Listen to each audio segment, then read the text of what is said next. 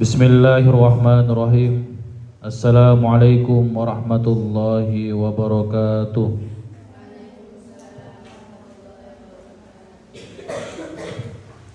Alhamdulillahi rabbil alamin. Assalatu wassalamu ala asyrafil anbiya'i wal mursalin Sayyidina Muhammadin wa ala alihi wa ashabihi ajma'in, amma ba'du.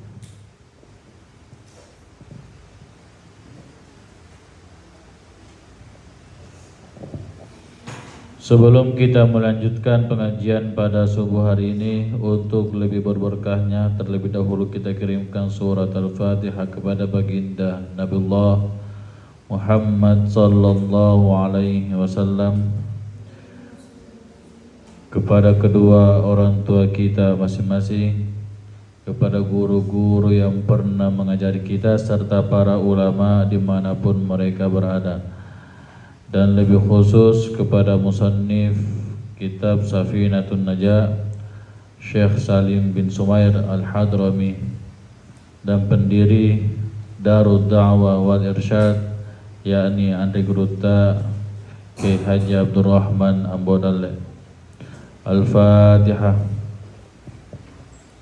A'udzubillahi minasyaitonirrajim. Bismillahirrahmanirrahim. Alhamdulillahirabbil alamin. Iyyaka na'budu wa iyyaka nasta'in. Ihdinas siratal mustaqim. Shiratal ladzina an'amta 'alaihim ghairil maghdubi 'alaihim waladdallin.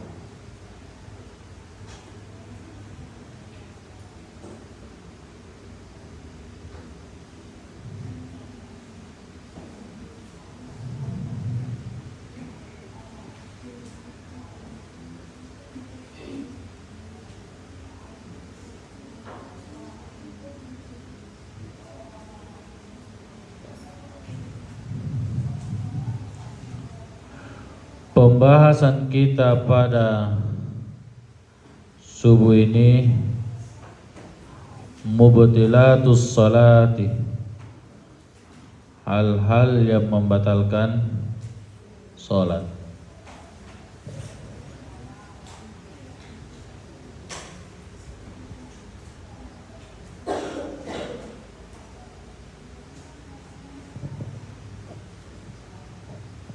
Hal-hal yang membatalkan sholat.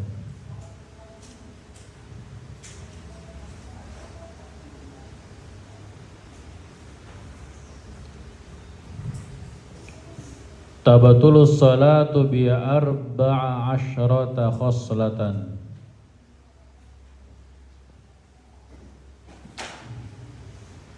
Tabatulus salatu bi arba'a asyrata khoslatan.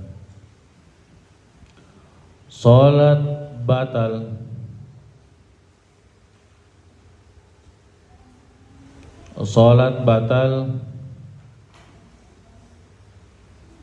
sebab 14 hal atau 14 macam.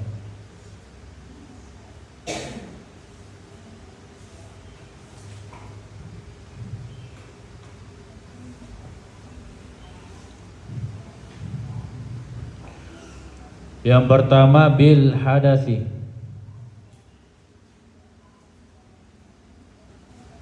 Bil hadasi.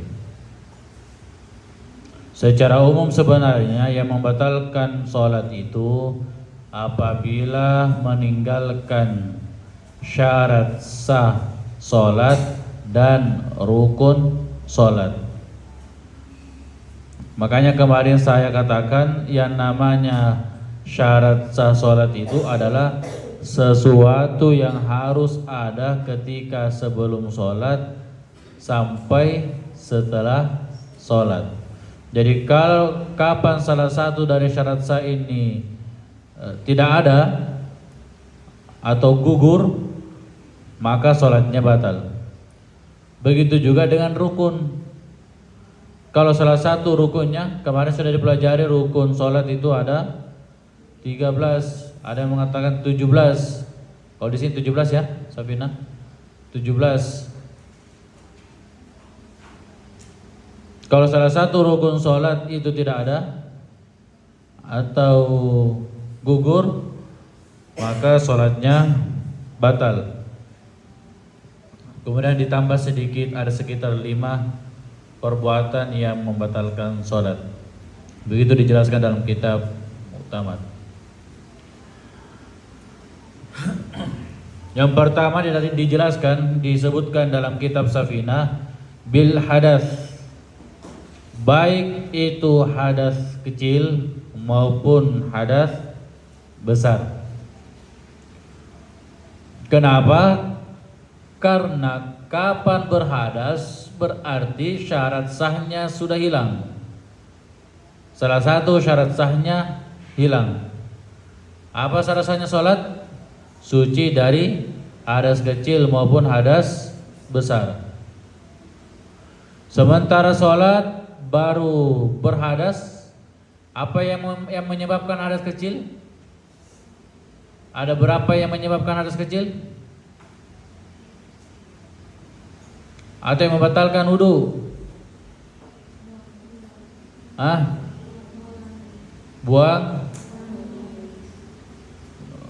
Buang saja. Keluarnya sesuatu dari 2 jalan kecuali mani. Yang kedua, membatalkan wudu. Yang kedua, hilangnya akal atau tidur, gila, pingsan. Tentunya tidur di sini ada kecuali tidurnya orang yang tetap pada posisi duduknya dalam mazhab Syafi'i. Yang ketiga, menyentuh kubul dan dubur. Yang keempat, bersentuhan laki-laki dan perempuan kulit dengan kulit bukan mahram tanpa penghalang. Kalau salah satu dari 4 ini terjadi ketika kita sholat, berarti kita berhadas kecil. Kalau berhadas kecil berarti batal sholat.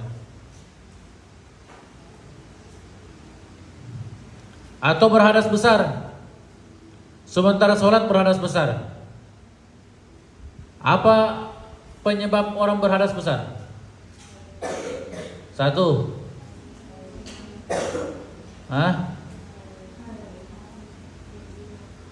yang paling pertama disebut dalam kitab Safinah, berjima. Yang kedua,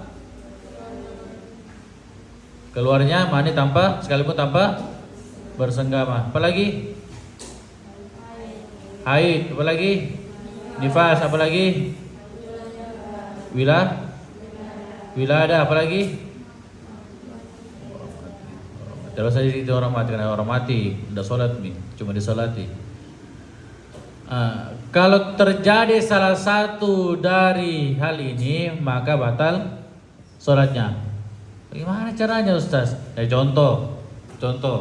Ada orang sementara sholat duduk di antara 2 sujud atau tahiyat awal. Tahiyat awal kan lebih lama duduk daripada duduk biasa. Toh? Tahiyat awal lebih lama duduk daripada duduk biasa, kecuali duduk yang terakhir, duduk tasyahud akhir. At-tahiyatul mubarakatuh sholawatu, karena subuh habis begadang karena gosip malamnya sampai jam 2 baru tidur. Sehingga sholat subuh, at-tahiyatul mubarakatuh sholawatu thayyibatu lillah. Tidur. Ini kalau berjamaah, oke, ada kasih sadar ki. Kalau bilang imam Allah, mana tahu ki. Tapi kalau salah sendiri biasa, apalagi kalau salah sendirinya napaksa dirinya untuk khusyuk dengan bacaan yang panjang, tidur. Batal tidak sholatnya kalau tidur ki dalam sholat?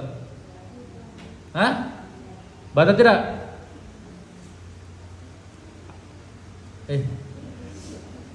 Batal tidak sholatnya kalau tidur? Apa yang batalkan sholat? Ada tidur sini? Gak ada tidur? Ada tidur di sini? Tidak ada ya? Tapi dia tidur kemudian mimpi sebab-sebabnya sholat duduk, mimpi basah, keluar mani, beradas kecil? Tidak, tapi beradas besar, berarti batal sholatnya. Bukan batal sholatnya gara-gara tidur. Kenapa? Karena dia tidur dalam keadaan duduk. Kita hitung.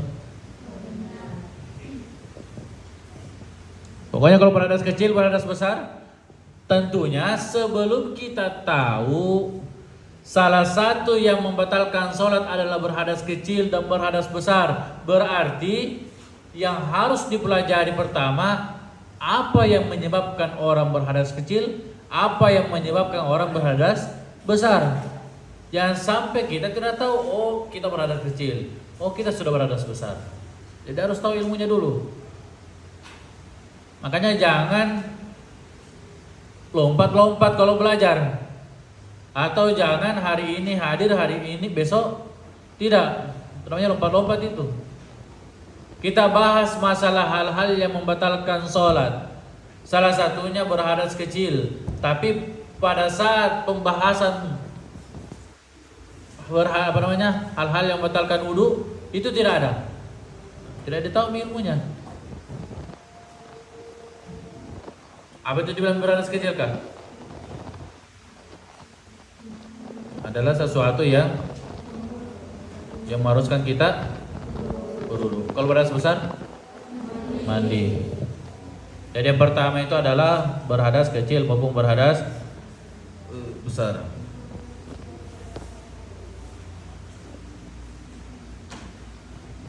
Karena di dalam sholat harus suci. Yang kedua, wa bi wuqu'in najasa illam tulqa halan min ghairi hamlin. Bi wuqu'in najasati, terkena najis, illam tulqa halan, jika tidak di apa artinya tulqa halan? Di ini dibuang seketika, dihempaskan seketika, min ghairi hamlin, tanpa membawa.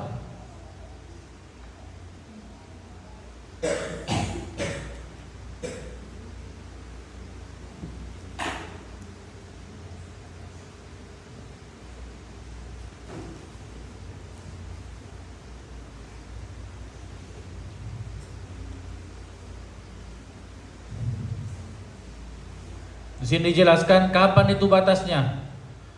Qabala mudiyyin aqallit tuma'ninah. Jadi batasnya itu seukuran dengan tumanina. Contoh.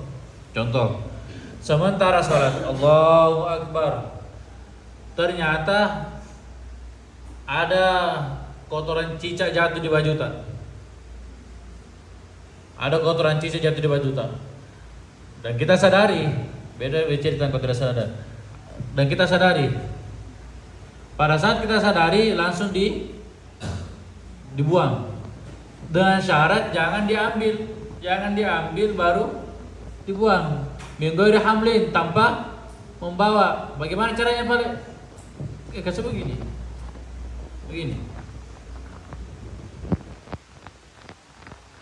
Pakaian saja dikasih begini. Kalau misalnya kita pakai mukena ya kasih begini. Mukena kan gampang jadi kasih begini, dihempaskan. Kalau disongkok, songkoknya kasih begini. Yang penting hati-hati, jangan sampai lebih dari 3 gerakan berturut-turut batal sholat. Bagaimana misalnya kalau basah? Kalau kering dihempaskan, oke, aman.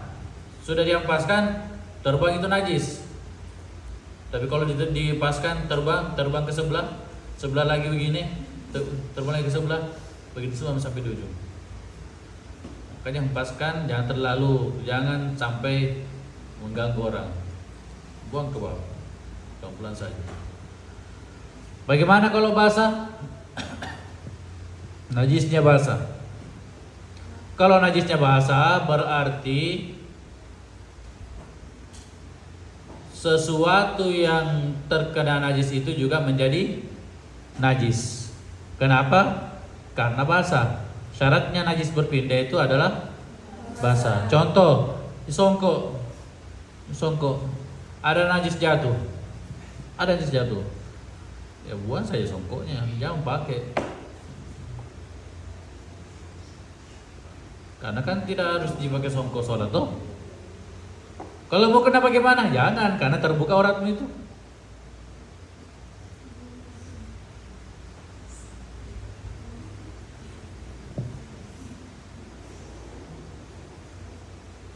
Kalau mau kena bagaimana? Apalagi kalau teh cicak. Kalau teh cicak teh anu. Oke, yang agak besar. Kalau teh toke itu banyak airnya. Biasa kencing dulu. Banyak airnya. Bagaimana itu kalau mau kena anu? Apakah salatnya diteruskan tidak? Kalau kita berada di tengah-tengah jamaah, susah untuk keluar, teruskan saja. Tapi teruskan, tapi salatnya batal. Nanti keluar. Jangan tiba-tiba keluar. Kalau tiba-tiba keluar, boleh-boleh saja, boleh.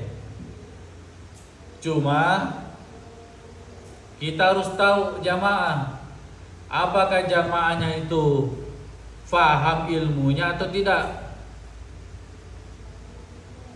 Karena pernah mendengar seorang ustaz ceramah, kalau ada orang lewat di depan tak, maka halangi.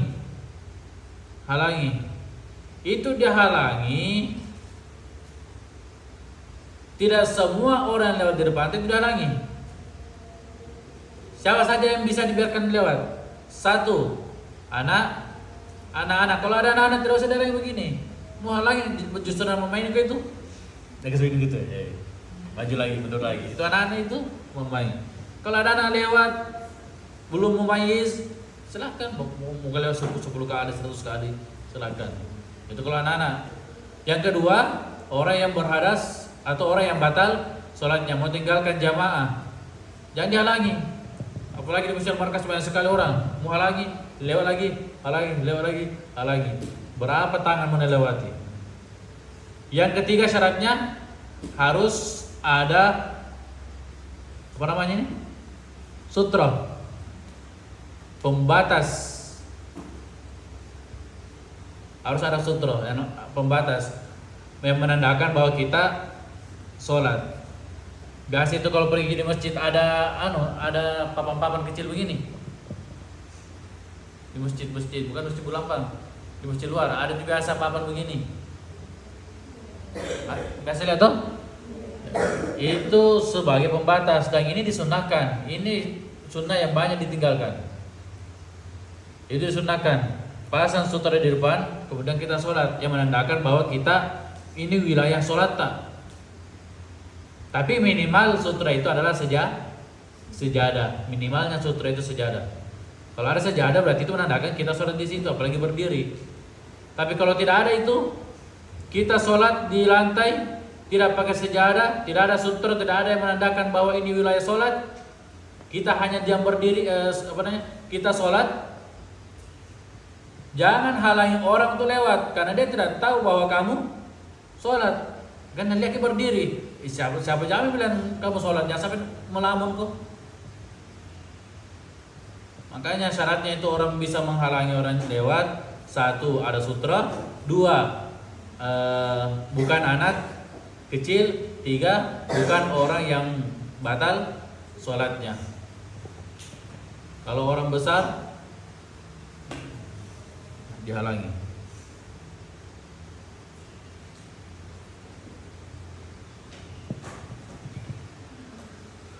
Jadi kalau ada najis jatuh ke anggota badan atau di pakaian, maka dihempaskan seketika. Min ghairi hamlin, tanpa membawa.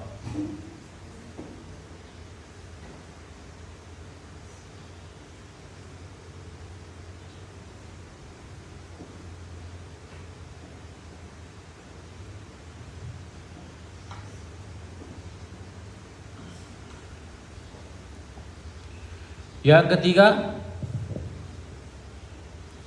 wankishafil aurah illam tustar halan. Tustar halan.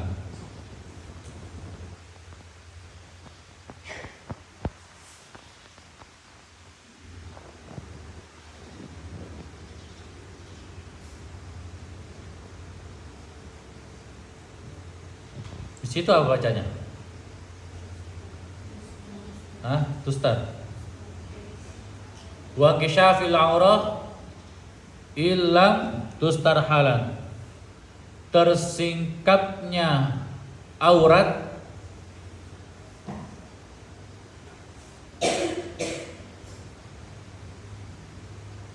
jika tidak ditutup seketika.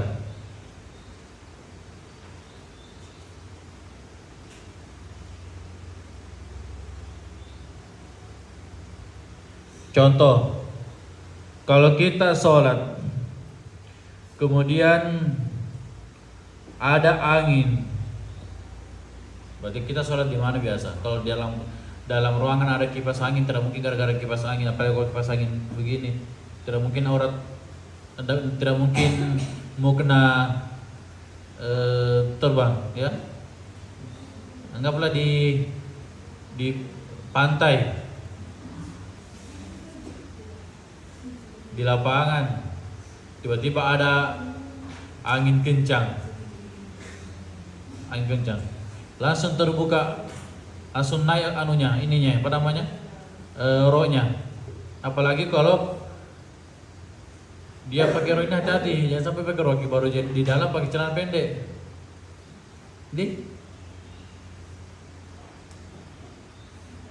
Kenapa wajah senyum? Senyum. Hati-hati ya. Pakai celana panjang kalau pakai rok, kok pakai rok apa namanya? Ini rok sholat. Apa biar pakai rok biasa, pakai celana panjang Jangan sampai ada angin kencang. Bagus sih kalau tidak kencang sekali. Kalau kencang sekali, anginnya dari bawah, dari bumi. Bagaimana itu? Pernah di Avatar begitu? Avatar. Contoh, sementara sholat ada angin, terangkat sedikit roknya, kelihatan betisnya, langsung tutup. Atau mukenanya terangkat, kelihatan lengannya sedikit ini, langsung tutup seketika. Ini kalau tidak sengaja. Beda kalau sengaja. Apa salah satu contoh sengaja? Kalau pakaiannya di dalam itu terlalu kecil dan caranya juga berlebihan. Contoh, ada orang pakai mukena, di dalamnya pakai baju baju apa namanya? Yang begini? Baju apa namanya itu? Kensi. Itu yang campur-campur bilang orang Bugis.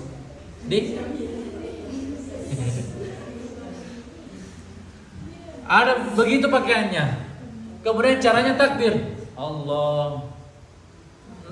Kan memang hadis di dalam hadis kan begini. Harus sejajar loh. Mangkibai harus sejajar. Terangkat, kelihatan ini.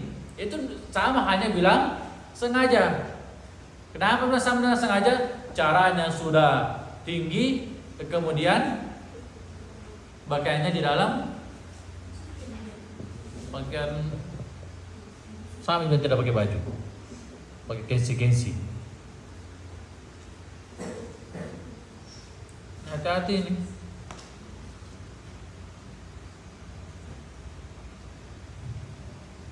Lagian kenapa pakai mukena baru pakai celana, pakai baju kecil dalamnya? Terbalik sekarang dunia. Lebih tertutup pakaiannya laki-laki daripada perempuan. Pernah kamu lihat pakai kensi?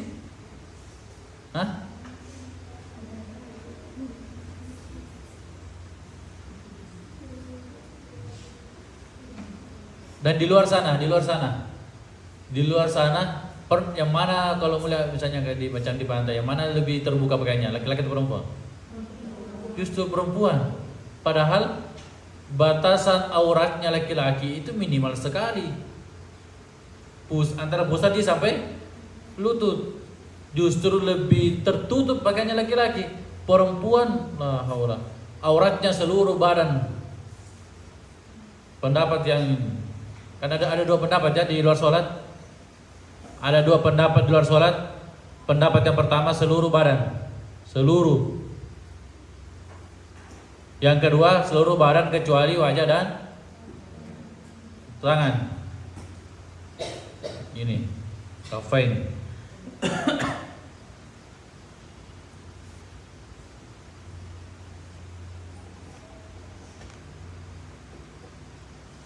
Justru perempuan lebih terbuka pakaiannya. Astagfirullah.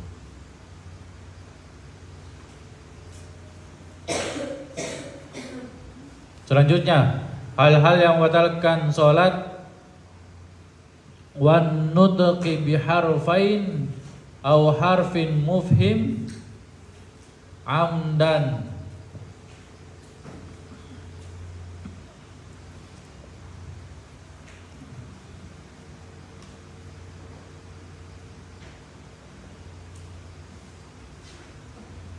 Menyebut dua huruf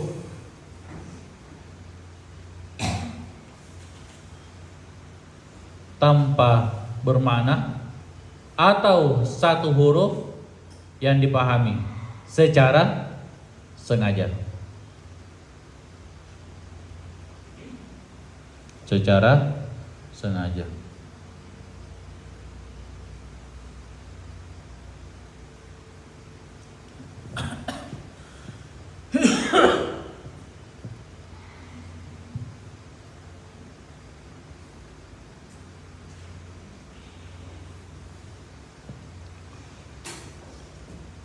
Mengucapkan atau menyebut dua huruf tanpa makna atau satu huruf yang bermakna dengan sengaja. Contoh, kita sholat, kemudian kita menyebut sesuatu yang tidak punya makna, yang tidak ada maknanya. Contohnya apa?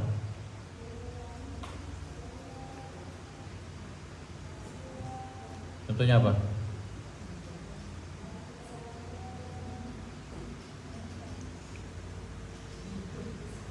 Apa saja? Atau menyebut satu huruf yang punya makna, yang dipahami secara sengaja. Contoh bilang ki, apa artinya ki? Ki fi'il amar dari kata waqo. Apa? Jagalah. Jaga. Pamanya kalau kita sholat, kita punya barang atau tas di depan tak, kebetulan ada teman lewat, dikasih isyarat ki jaga, harusnya jaga itu. Kalau kita ucapkan ki, itu kan satu huruf tapi bermakna dan dia ucapkan sengaja, berarti sholatnya batal. Kalau tidak ada maknanya, apa kan contohnya itu yang tidak sengaja? Intinya menyebutkan dua huruf tanpa makna. Kalau cuma satu huruf tapi tidak ada maknanya, itu tidak sampai membatalkan sholat. Tapi kalau dua huruf ke atas, itu sudah membatalkan sholat sekalipun tidak ada maknanya. Maka hati-hati kalau berdaham ki.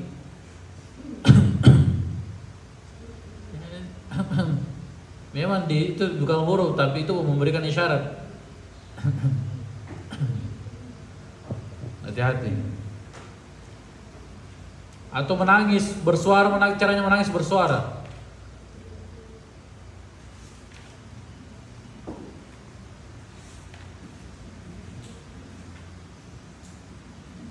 Kalau tidak sengaja? Kalau tidak sengaja?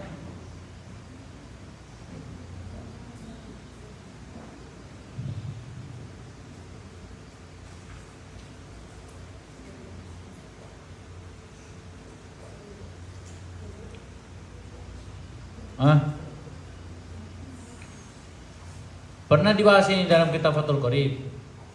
Kalau tidak sengaja, ada penjelasan di kitab Bejuri. Minimal berapa kali? Minimal berapa kata?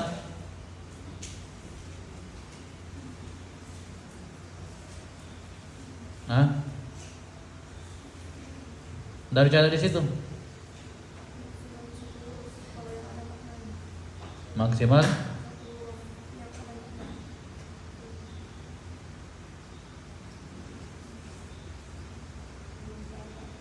salah di situ. Salah di situ. Kalau tidak salah itu maksimal 6 kalimat. Kalimat disebutkan 6 kalimat tapi 6 kata. Maksimal 6 kata kalau tidak sengaja.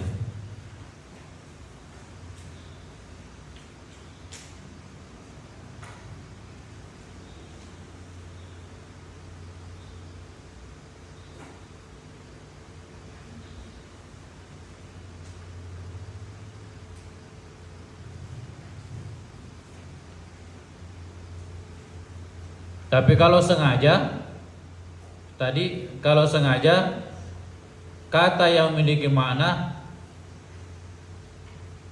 itu maksimal 1.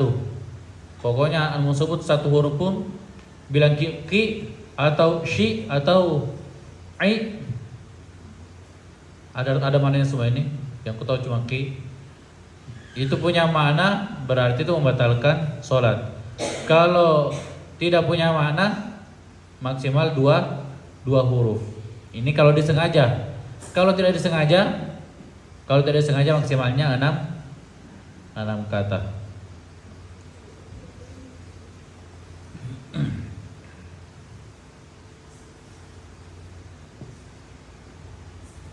Selanjutnya wabil mufattiri amdan.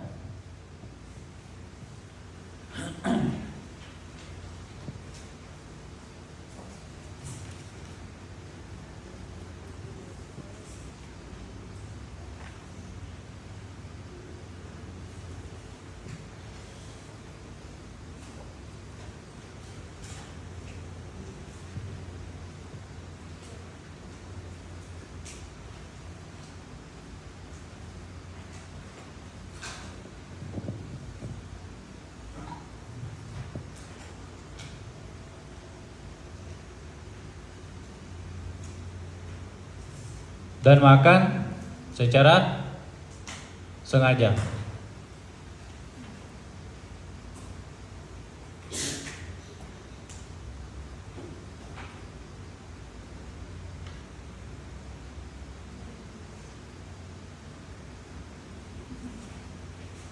Makan secara sengaja.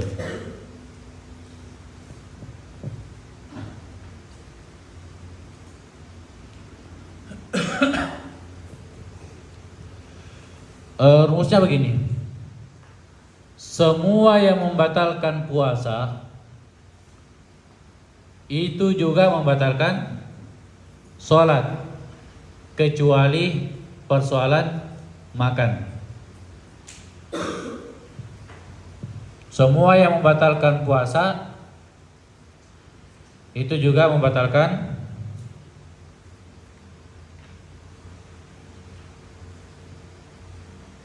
sholat, kecuali persoalan makan.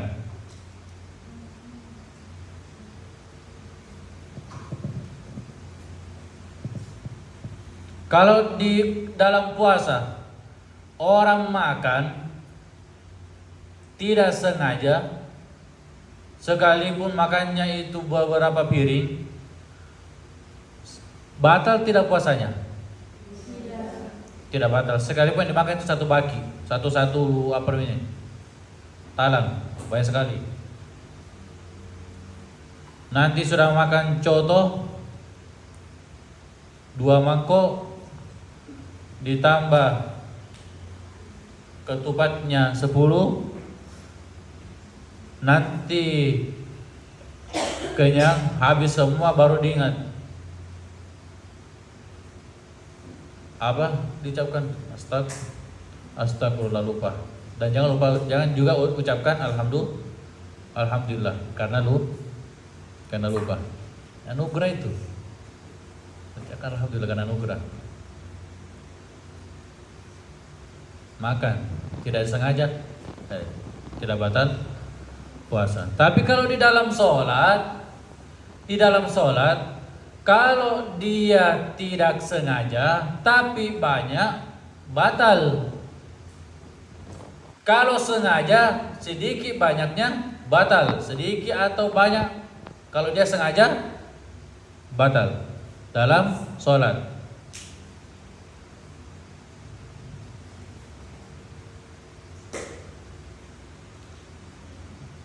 Dalam sholat, dalam puasa, kalau sengaja semua batal, baik itu sedikit maupun banyak. Tapi kalau persoalan tidak sengaja, di dalam puasa tidak sengaja, biar bagaimana banyaknya tidak batal. Kalau di dalam sholat banyak makan sekalipun dalam keadaan lupa, maka sholatnya tetap batal. Bagaimana caranya dalam keadaan lupa bawa piring? Oh, itu namanya orang ngigo. Orang tidur. Orang tidur ya tidak sah sholatnya karena tidur dalam keadaan berdiri. Tapi kalau sedikit kita sholat tidak sengaja baca Al-Fatihah, Alhamdulillahirobbilalamin Rahmanirrahim, ternyata ada makanan di sela-sela gigi, kemudian tertelan, tidak sempat dikasih keluar, tidak sengaja berarti. Kalau itu berarti tidak batal sholat. Beda kalau misalnya sudah mau tahu, mau dapat di gigimu, bahkan mau main pakai lidah juga, lama-lama ditelan karena kendajar lagi telan, batal tidak? Sedikit satu butir nasi, batal tidak? Batal karena sengaja. Kalau ada orang sholat kemudian dia ngigo bawa piring kemudian makan, batal tidak sholatnya? Batal tidak?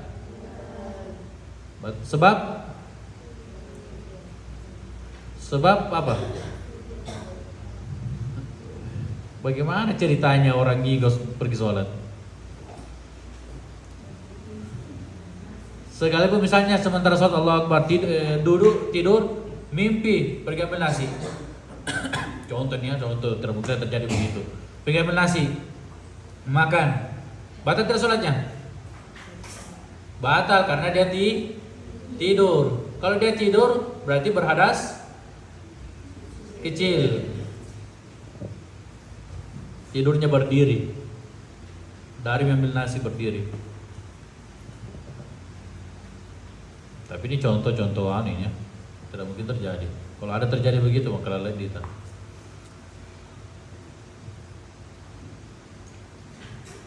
Wal aklil katsiri nasiyan, dan makan banyak dalam keadaan lupa. Kalau makan banyak dalam keadaan lupa membatalkan sholat, apalagi makan banyak tidak lupa.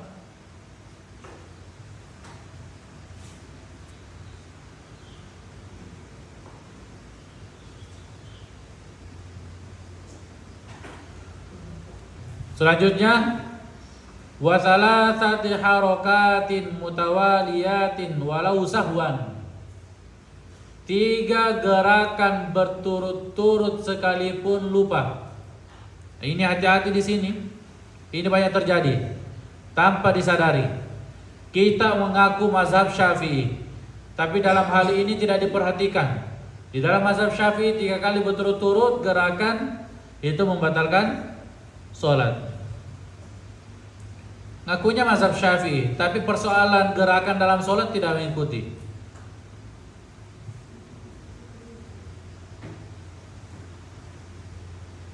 Gerakan yang dimaksud di sini, ini catatan, gerakan yang dimaksud di sini apabila 3 kali berturut-turut membatalkan sholat adalah gerakan anggota tubuh yang besar. Ada anggota badan yang kecil, ada anggota badan yang besar, atau bagian badan besar. Bukan berarti berarti Ustaz batal sholatnya karena besar badannya. Saya tidak jika bergerak biar banyak kali karena kecil di badanku. Bukan begitu yang dimaksud ya. Yang dimaksud di sini anggota besar seperti tangan. Anggota kecilnya mana? Tangan anggota kecilnya? Jari-jari. Jari-jari. Jadi misalnya kalau sholat gatal pipita. Kapan bugar? 1, 2, 3 batal. Karena bergerak tanganmu 1, 2, 3 batal. Tapi kalau begini batal tidak? Tidak batal karena bergerak cuma ini. Tapi hati-hati, sekalipun anggota badan yang kecil tapi tala'ub, bermain-main, batal sholatnya.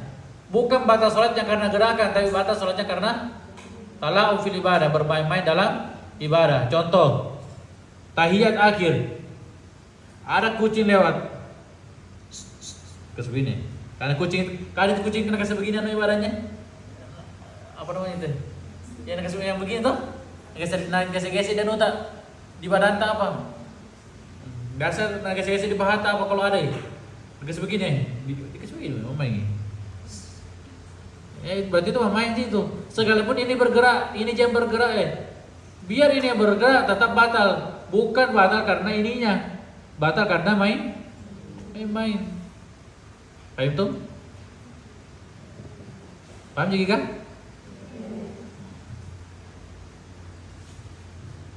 Bagaimana misalnya kalau pernah saya Ustaz lihat orang sholat bawa Al-Quran. Bagaimana itu? Boleh tidak?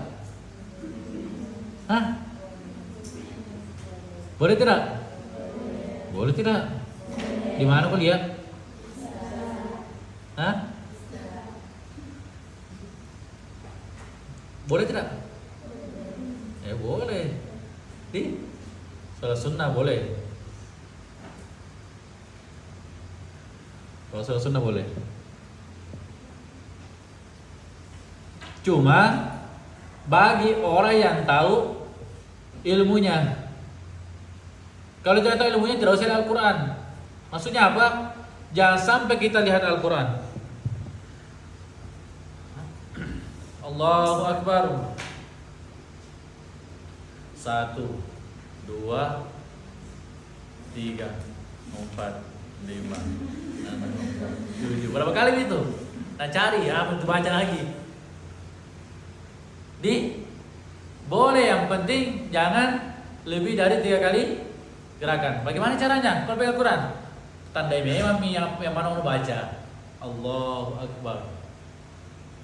Kemudian masuk mami Siratal ladzina an'amta 'alaihim ghairil. Kalau ini Al-Quran besar ya. Kalau Al-Quran besar, maksudnya besar namanya. Karena ada orang itu maknakan Al-Quran besar itu juz 1, juz 2. Kalau Al-Quran kecil juz 30.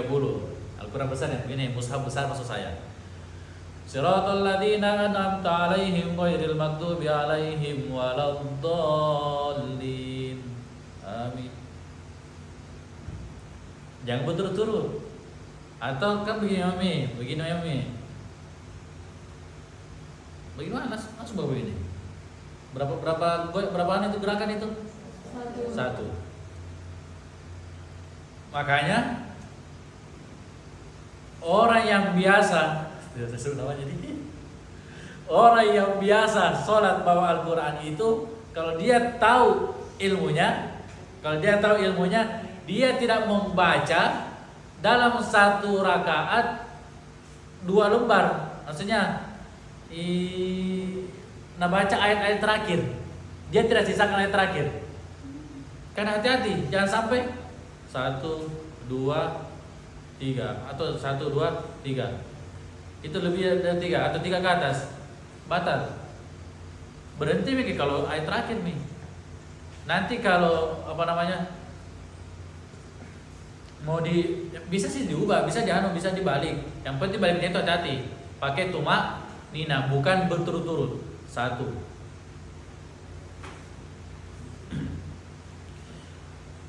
Iyyaka na'budu wa iyyaka nasta'in.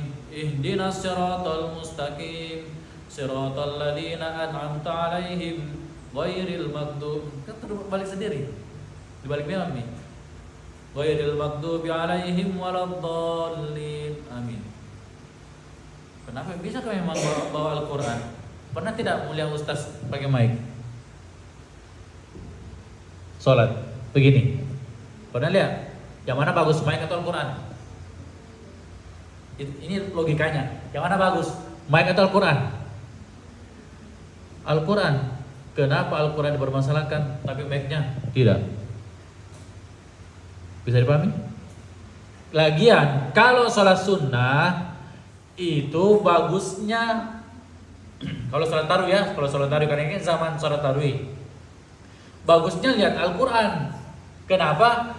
Kalau orang sholat dengan membaca tanpa lihat Al-Quran, berarti pahalanya di samping dia mendapatkan pahala membaca, maksudnya melaksanakan kewajiban membaca surah Al-Fatihah atau membaca surah, dia juga mendapatkan pahala dari lisannya. Pahalanya beramal, lisannya itu beramal. Tapi kalau melihat, bukan cuma lisan yang beramal, tapi mata.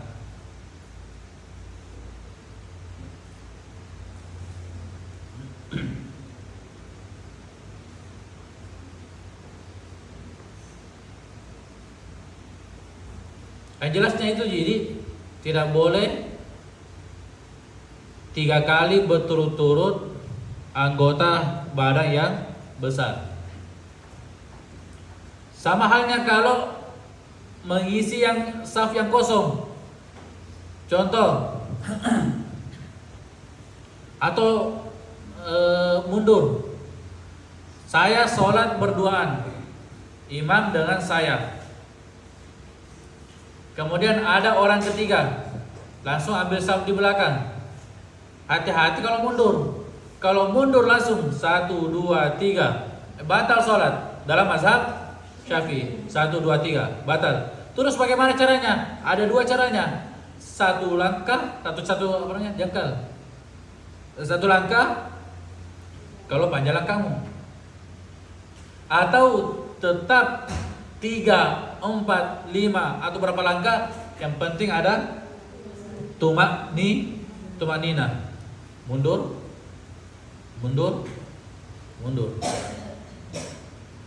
Saya contohkan kah? Jamidi. Berdiri. Kemudian ada orang ketiga datang. Berarti kita harus mundur supaya mengikuti jamaah, barisan jamaah. Bagaimana caranya mundur? 1, berhenti sejenak, kemudian mundur lagi. Berhenti sejenak, kemudian mundur lagi. Ada orang langsung mundur. Kalau dalam mazhab Syafi'i itu batal. Hati-hati ini. Dan itu tidak usah kita contohkan di luar, di dalam pun masih ada begitu kadang. Kalau kita mengaku mazhab Syafi'i baru tidak perhatikan itu, batal.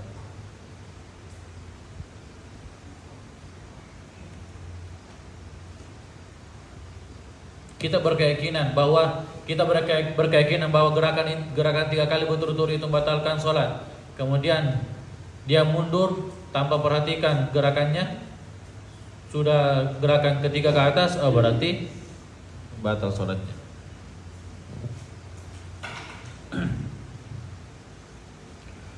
Illa darurah, kecuali darurat. Apalagi membatalkan sholat?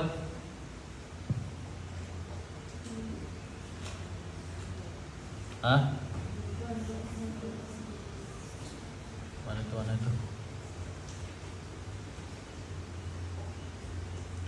Wal wasbatil fahisyah. Apa artinya ini? Apa? melompat tinggi, mengisi kekosongan karena saf di depan tak, orang yang di depan tak itu batal sholatnya, kemudian tinggalkan jamaah, berarti kosong. Orang yang di belakangnya dianjurkan untuk mengisi yang kosong, lompat ki kayak pojok. Karena dia bilang Ustaz tidak boleh 3 kali gerakan. Kapan 3 kali gerakan batal? Penting lompat pun juga batal sholat. Lagian kenapa dia lompat? Mana orang supaya lompat? Bisanya.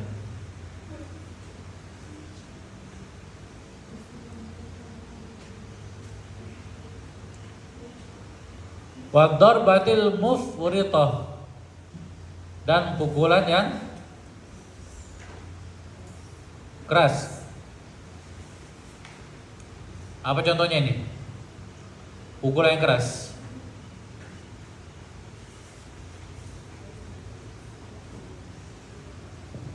Hah? Apa contohnya ini? Pukulan yang keras.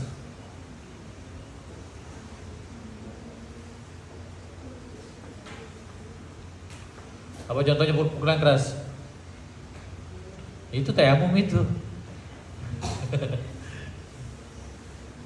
Gue kira itu mencontohkan. Apa contohnya pukulan keras? Contoh tadi itu, kalau ada orang yang mau lewat di depan tak, kita dianjurkan untuk menghalangi, bukan untuk memukul. Pak Dumur apa yang dipakai? Batal sholat itu.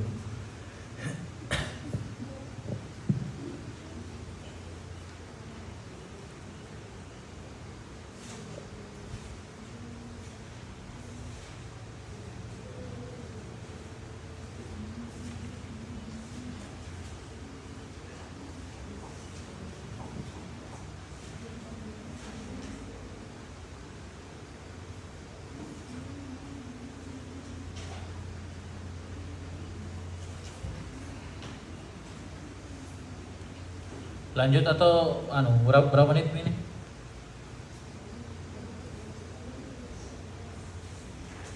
Berapa semua?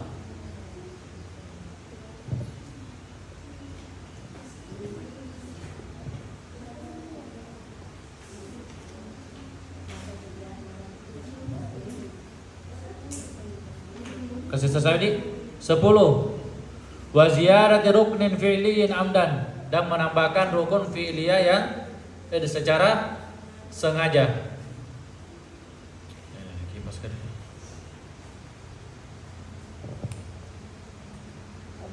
Wa ziyadati ruknin fi'liyin amdan, dan menambah rukun fi'liyah secara sengaja. Contohnya apa? 3 kali ruku, 2 kali ruku, atau sujudnya 3 kali. Sujudnya 3 kali secara sengaja. Kalau lupa ya tidak. Kalau lupa berarti nanti ditutup dengan sujud sahwi. Ini apa namanya? Secara sengaja menambah rukun fi'liyah. Contohnya apa? Karena dia merasa kuat untuk sholat, makanya sholat maghrib mau dijadikan seperti sholat duhur, sholat isya menjadi 4 rakaat. Sedangkan yang dianjurkan itu cuma 2 rakaat. 3 rakaat. Kalau 2 subuh.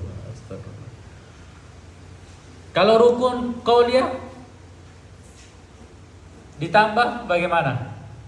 Apakah batal sholatnya? Tidak. Rukun qaul, ruknun qauliyin, batal tidak? Tidak batal, tapi ini naqlu ruknin qauliyin.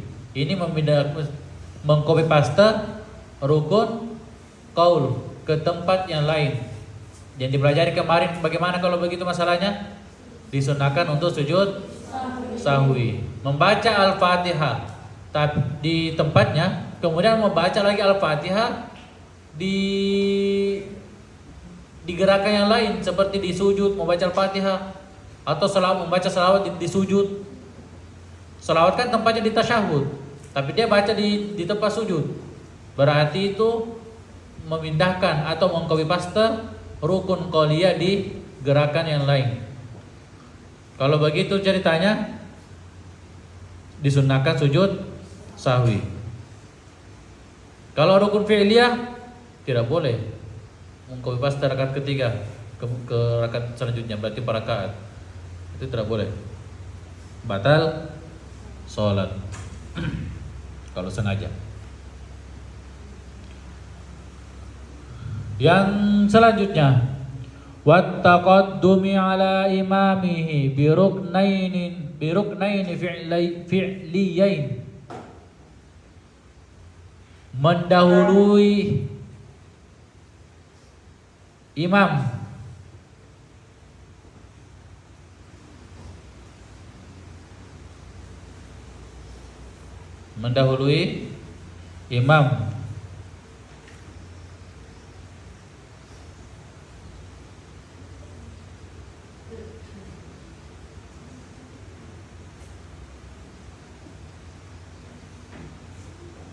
dengan dua rukun fi'liyah.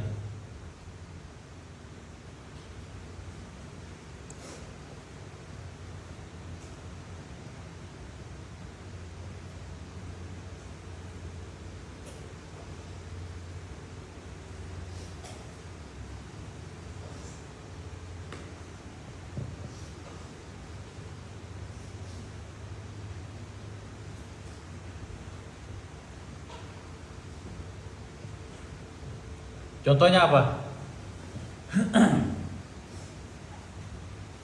Seperti misalnya Pak Imam baru bilang Qul huwallahu ahad Allahus samad lam yalid wa lam yulad wa lam yakul lahu kufuwan ahad. Belum ruku, duluan ruku. Apalagi kalau dua kali, yaitu batal sholat. Bagaimana kalau baku kejar-kejar? Contoh, duluan makmum ruku, baru imam yang ruku. Kemudian setelah imam ruku, gilirannya makmum lagi, intinya ganti posisinya imam terbalik keadaannya. Ruku imam, makmumnya i'tidal. I'tidal imam, makmumnya lagi sujud. Nah, itu batal. Mendahului satu, itu namanya mendahului satu rukun fi'liyah, tapi berturut-turut, itu batal.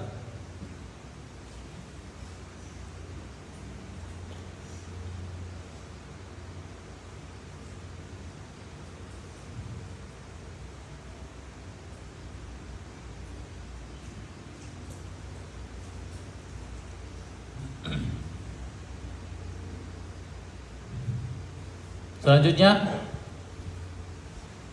wattakhallufi bihima bighairi udhrin.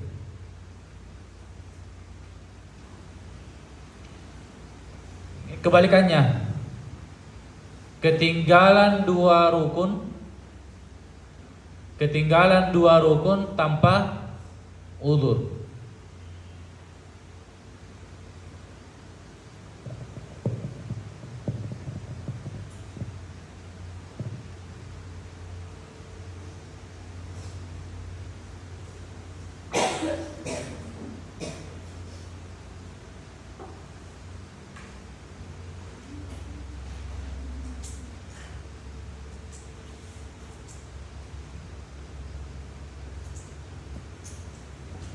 Kalau misalnya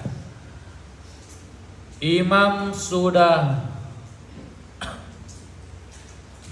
sujud tapi makmum karena mau selesaikan Al-Fatihahnya dengan sempurna, kan kemarin dianjurkan kalau misalnya kalau kita sudah tertinggal maka minimal membaca 3 ayat. Tapi dia mau sempurnakan sampai 7 ayat. Dan imamnya sudah sujud. Berapa itu rukun fi'liyah tertinggal? Sudah berapa rukun fi'liyah tertinggal? Ruku, i'tidal, berarti dua mi tertinggal. Kalau begini keadaannya maka batal sholatnya si makmum.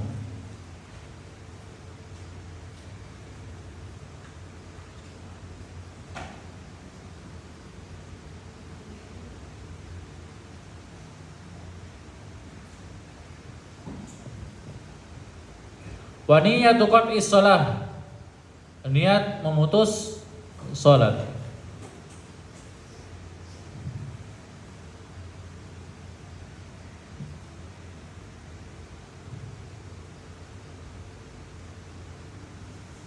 Niat memutus salat. Kalau sebentar hujan, saya mau batalkan salatku karena mau pergi ambil pakaian, nanti basah. Kapan hujan? Batal. Makanya tidak usah pikirkan yang lain kalau mau di sholat.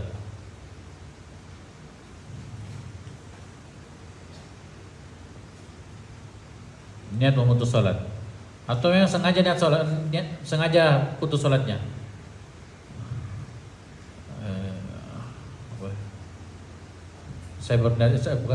Saya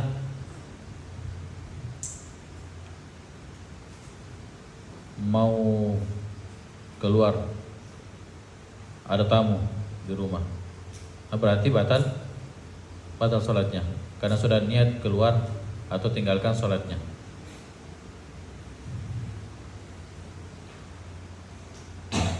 Kemudian terakhir, wa ta'liqi qat'iha bi syai'in wa taraddud fi qat'iha.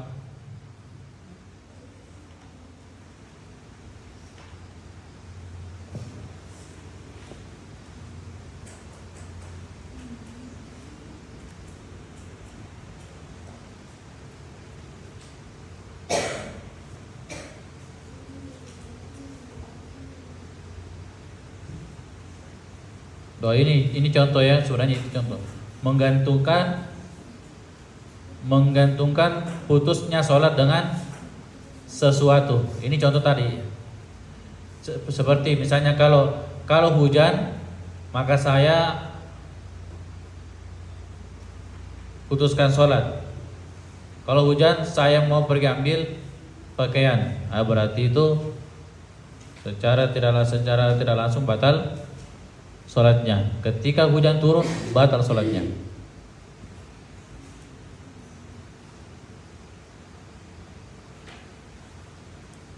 Apa contohnya tadi yang sebelumnya itu? Niat keluar sholat. Umpamanya dia berada di rakaat pertama, kemudian dia berniat kalau rakaat kedua maka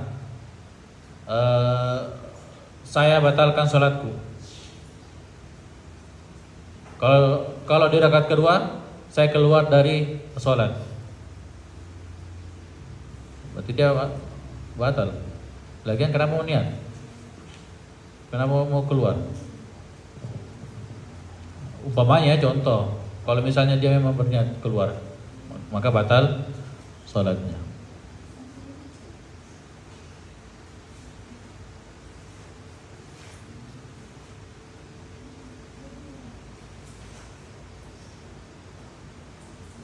Sama halnya kalau ragu-ragu, wa taraddud fi qadriha, keluar tidak, berhenti tidak sholat, berhenti tidak sholat ini. Bahasa nanti pakaianku ini. Kalau tidak berhenti kak, batal basah pakaianku. Kalau tidak pergi ambil pakaian, nanti basah pakaianku. Berarti itu sudah batal.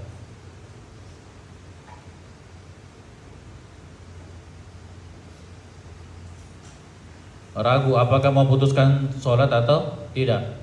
Kalau ragu, sudah ada keraguan-raguan, maka sholatnya batal.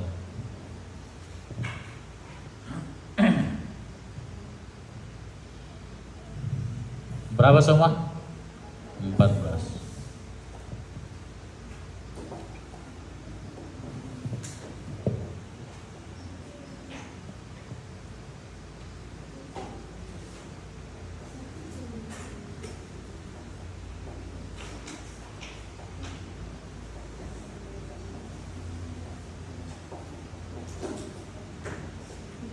Ada pertanyaan?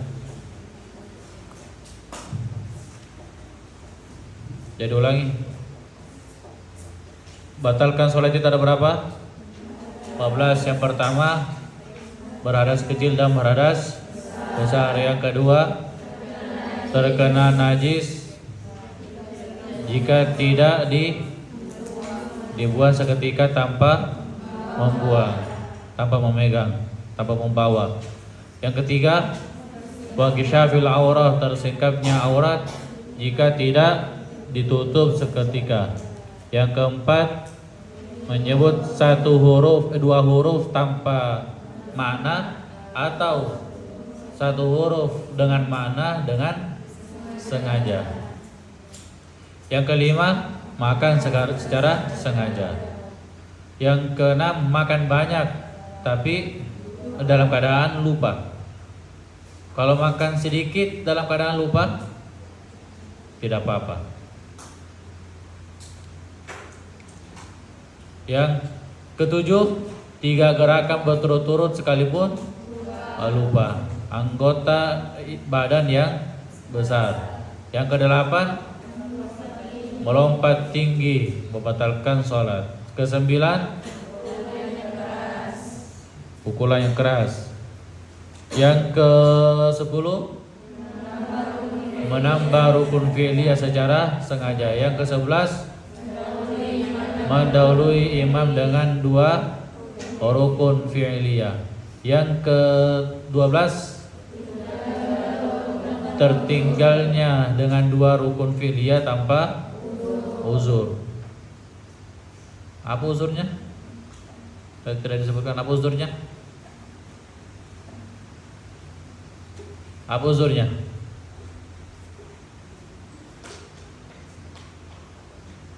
Contoh, ada anak kecil di bawah mau atau ini, ada anak kecil, kita duduk di antara 2 sujud, kemudian ada anak kecil